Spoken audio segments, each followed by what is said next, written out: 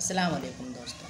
जैसा कि आप सबको पता है कि अब जंगबंदी तो हो गई है, लेकिन अब होगा क्या आगे, फ़लस्तीन में आगे क्या होने वाला है।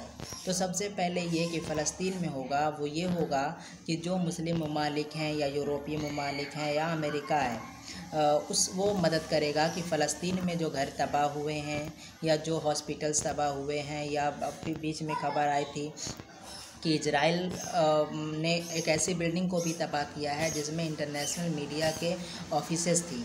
अल जजीरा की बात आती हैं और एएफपी की भी बात आ रही, कितनी बड़े बड़े न्यूज़ एजेंसी के जो दफ्तर थे उनको तबाह किया गया है, तो उन्हें भी रीबिल्ड किया जाएगा वहाँ पर।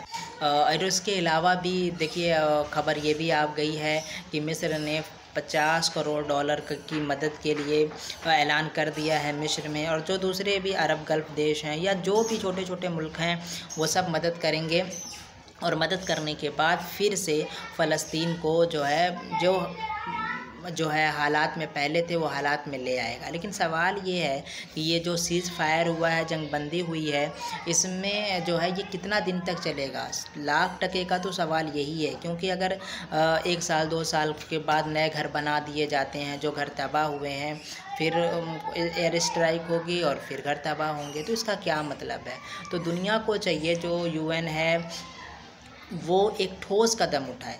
मतलब ये खाना पूर्ति नहीं होनी चाहिए कि बार बार इजराइल इस तरीके से स्ट्राइक करके मासूम बच्चों को जाने लेता है और वहाँ पे मासूम बेगुनाहों कोई खून से होली खेलता है। तो ये सारी चीज़ें बंद होनी चाहिए, और अगर ये बंद नहीं होती हैं तो कोई ना कोई ठोस कार्रवाई इजराइल पर करी जानी चाहिए। क्योंकि इससे पहले जो स्ट्राइक होती थी वो एक अलग बात थी, लेकिन इस बार वाले स्ट्राइक में सिर्फ़ और सिर्फ बेंयामिन नेतन्याहू जो प्रधानमंत्री हैं उनका पॉलिटिकल बेनिफिट नज़र आता है। उनकी सत्ता डामाडोल थी, 4 बार चुनाव हुए, उनको पूर्ण बहुमत वहाँ मेजॉरिटी मिली नहीं, और इसके बाद उन्होंने एक गेम, कहीं ना कहीं ये गेम था एक तरीके से, जो भी कह लें, उनको एक मौका दिया गया और उन्होंने उस मौके पे चौका भी मारा। और इसको चौका मैं क्यों कह रहा हूँ, क्योंकि कहीं ना कहीं अगर अब चुनाव होते हैं तो जो स्थिति में पहले थे बेंयामिन नेतन्याहू, उससे जो है वो बेहतर स्थिति में है। क्योंकि ऐसा लगता है इजराइल के न्यूज़पेपर्स पढ़ने के बाद, वहाँ जो छप रहा है उसके मुताबिक तो यही है कि जो सिचुएशन उनकी बिगड़ी हुई थी वो अब बन गई है। दूसरी मुल्क ऐसा भी नहीं है कि इजराइल बस यूं ही बच गया है, बल्कि अगर आप देखें तो यूएन में पाकिस्तान, तुर्की, ईरान, सऊदी अरब, जितने भी बड़े मुस्लिम देश हैं उन सब ने क्रिटिसाइज़ किया है इजराइल के इस कंडेम किया है, क्रिटिसाइज़ किया है। यानी अभी तक के सख्त लफ्ज़ का इस्तेमाल किया गया है। इतने सख्त लफ्ज़ गल्फ़ देशों ने इजराइल के ख़िलाफ़ अभी तक यूज नहीं किया था, क्योंकि उनकी एक तरीके से, ये मैं नहीं कह रहा कि हुक्मरानों के अंदर ये बातें आई हैं फ़लस्तीन को लेकर उनके दिल में कुछ जगह, ऐसा नहीं है।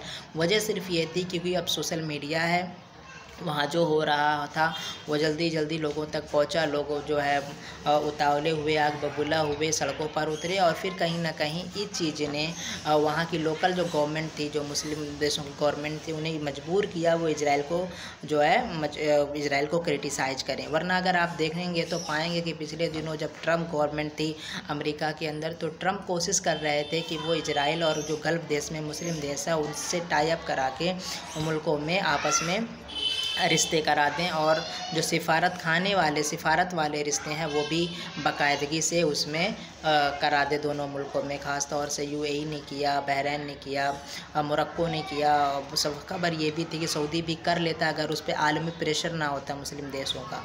तो बहुत सारी चीज़ें मैंने आपको बताई हैं, बहुत चीज़ें हो सकती हैं, क्या होगा क्या नहीं होगा, सीज़ फायर कब तक चलेगा कब तक नहीं चलेगा, इजराइल क्या आएगा आगे क्या करता है, और जो फ़लस्तीन है वहाँ क्या होने वाला है।